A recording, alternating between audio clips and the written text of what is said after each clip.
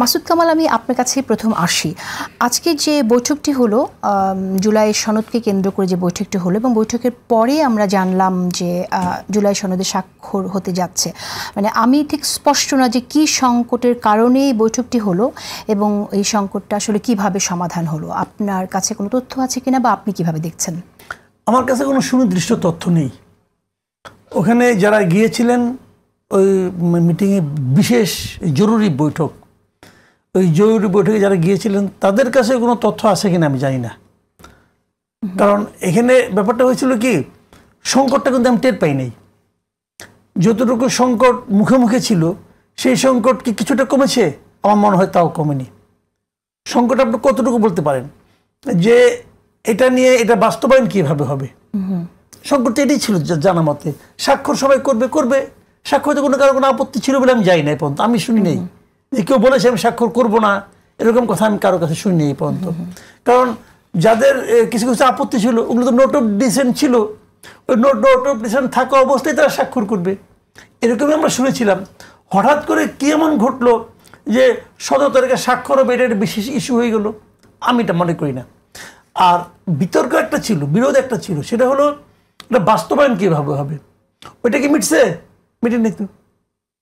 যে দুইটা সিদ্ধান্তের কথা জানলাম আমরা পত্রপত্রিকা, যেটা মিডিয়ায় যেটা দেখলাম, দুটো সিদ্ধান্ত। একটা হলো শুক্রবারে স্বাক্ষর হবে, আমরা আগেও জানতাম তাই হবে। আরেকটা হলো ফেব্রুয়ারিতে নির্বাচন হবে, এটাও আমরা জানতাম আগে ফেব্রুয়ারিতে নির্বাচন হবে। নতুন কি? নতুন আমি কিছু পাইনি। মূল কথা হচ্ছে সংকটটা কোথায় ছিল, কিভাবে সমাধান হলো সেই বিষয়টা স্পষ্ট হলো না। সেটাই আমি জানতে চাচ্ছি যে জরুরি বৈঠকটাকে আপনি কিভাবে দেখছেন, কি জন্য জরুরি বৈঠকটা বসতে হয়েছে প্রধান উপদেষ্টা সবগুলো দলকে নিয়ে, আপনি কিভাবে দেখছেন আসলে? না, এটা তো আমার কাছে ব্যক্তিগতভাবে আজকে যে ঘটনাটা ঘটলো, যেটা আমাদের জানা নাই, কিন্তু আপাতত মনে হচ্ছে যে স্বাক্ষর নিয়ে একটা জটিলতা তৈরি হচ্ছে।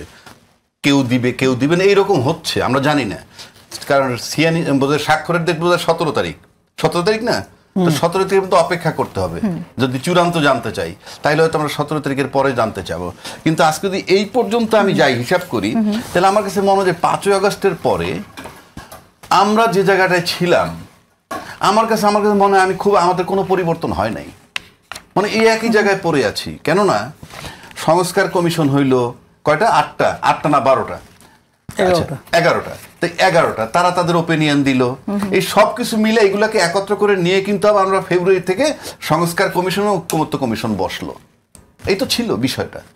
সেখানে জুলাই সনদ আসছে, জুলাই সনদ বাস্তবায়ন কেমনে করবে, আবার একটা নতুন জিনিস অ্যাড হয়েছে, গণভোট। বিষয়টা কেমন হচ্ছে তাইলে দেখেন আপনি, এখন পর্যন্ত জাস্ট ইনকমপ্লিট। এখন এই মুহূর্ত পর্যন্ত যদি স্বাক্ষরের জটিলতা থাকে, জাস্ট ইনকমপ্লিট, তাহলে আমার কাছে মনে হয় আমরা 5 তারিখে যেখানে ছিলাম 5ই আগস্ট, ঠিক সেই জায়গাটা আছি। মাঝখানে শুধু সরকার বদল হয়েছে, আর গোলাগুলিটা যদি বলি বা মিছিল জটলা বোধহয় সেইটা আপাতত বন্ধ হয়েছে। তাহলে এই যে জুলাই সনদে যে বিষয়গুলোতে দলগুলো ঐক্যমত হলো, সেটাকে আপনি কিভাবে দেখছেন? সেটাই আমি বলতেছি। এখন মনে করেন একটা নির্বাচনের ট্রেন্ড চলছে, মেইন তো ট্রেন্ডটা নির্বাচনী, কিন্তু আমাদের সামনে কি শুধুই নির্বাচন কথাটা আছে যে জাস্ট আমরা ফেব্রুয়ারিতে নির্বাচন করতে যাচ্ছি? এই নির্বাচনী ট্রেনের মধ্যে কতগুলো জিনিস আছে, পিআর পদ্ধতি, লেভেল প্লেইং ফিল্ড, জাতীয় পার্টি সহ 13-14টা দল নিষিদ্ধকরণ, সংস্কার, বিচার, এইগুলা করতে হবে। তারপরে জুলাই সনদের বাস্তবায়ন, তার সাথে আবার গণভোট।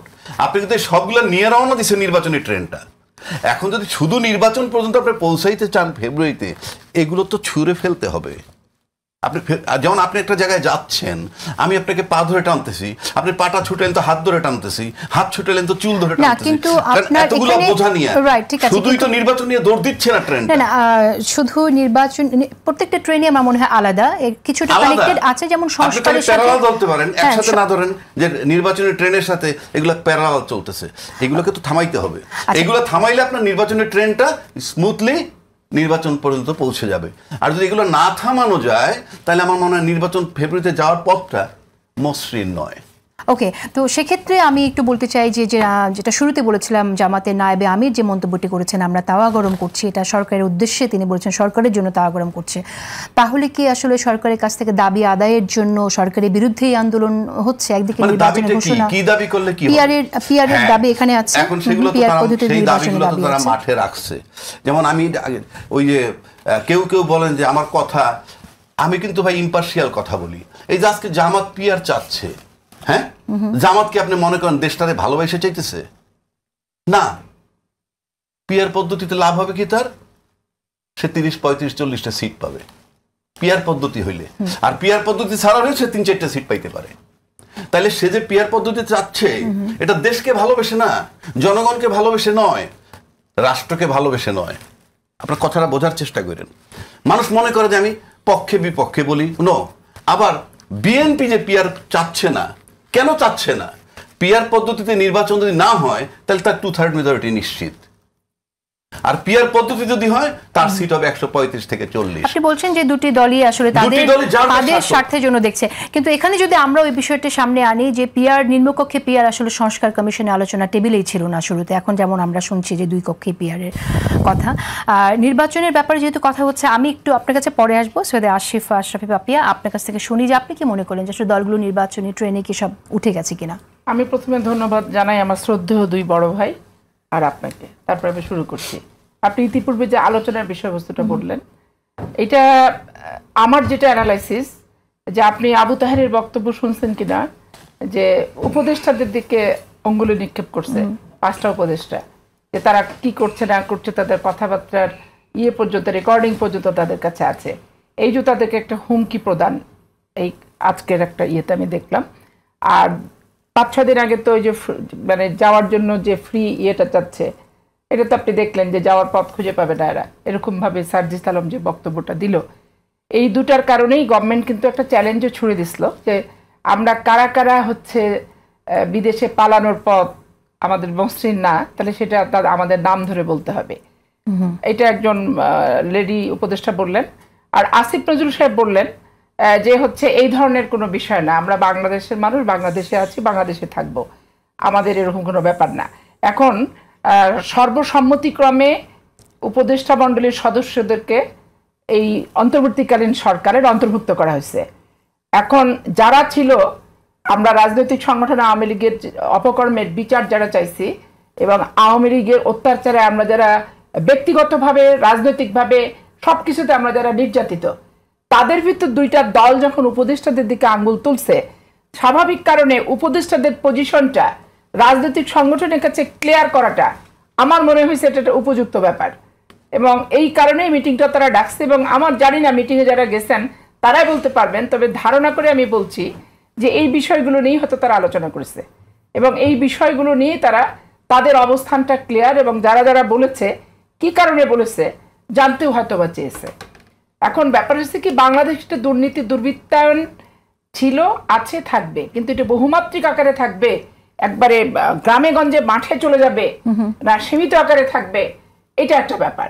এখন আমরা দুর্নীতি দুর্বৃত্তায়ন ব্যক্তিগতভাবে চাচ্ছি না, রাজনৈতিক দুর্বৃত্তায়ন চাই না, প্রশাসনিক দুর্বৃত্তায়ন চাই না। রাষ্ট্রের ক্ষমতায় যেই যাক, সে যাতে স্বৈরাচার হতে না পারে, আমরা কেউ চাচ্ছি না সেটা।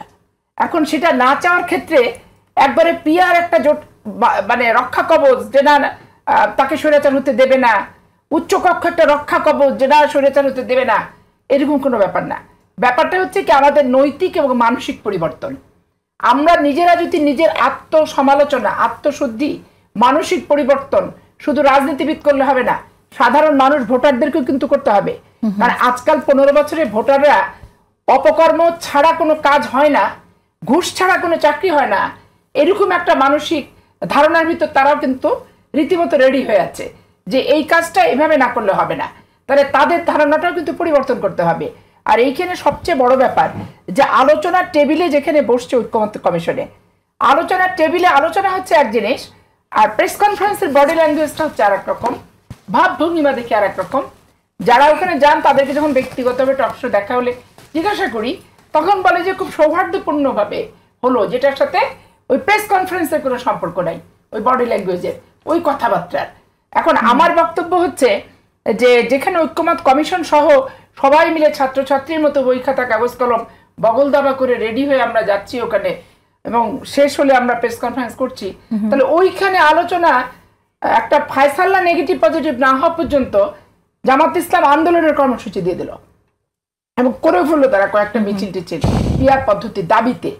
তাহলে ঐক্যমত কমিশনের ভ্যালুটা কি থাকলো? ওইখানে আলোচনার টেবিলে আলোচনার গুরুত্বটা কি থাকলো? আলোচনায় একবারে যদি অমীমাংসিত হয়ে যায়, তারপরে তারা বলছে সেটা আমরা সরকারের কাছে পাঠাবো, বাদ বাকি সিদ্ধান্ত সরকার নেবে। তাহলে আমি আলোচনার টেবিলেও বসছি, আন্দোলনের হুমকি দিচ্ছি, আবার মিছিলও একটা করে ফেললাম। ঠিক আছে, এইখানের যে বিষয়গুলো সব কিন্তু দেখেন ভূমিকার সাথে আমি এক কথা বলছি, আবার আমি ভূমিকাটা অন্যরকম রাখছি। ওকে, আসবো সৈয়দা পাপি আপনার কাছে। মাসুদ কামাল, আপনি কিভাবে দেখছেন যে একদিকে আমরা সনদে স্বাক্ষর করার কথা শুনছি, which is very positive, আবার ফেব্রুয়ারিতে নির্বাচনের আশাবাদও বারবার শুনছি, কিন্তু জামাত বলছে যে আন্দোলন তারা গরমের কথা, যেটা আবার আমরা একটু আগেও বললাম, আবারও আনছি প্রসঙ্গটি। তাহলে কি জামাত আসলে সরকারকে একরকম চাপে রাখতে চাইছে? এখন চাপে রেখে জুলাই সনদ স্বাক্ষর করা কি হতে যাচ্ছে আসলে? নির্বাচনের জন্য তো পরিবেশ লাগে, আপনি কি সেই পরিবেশটা দেখছেন?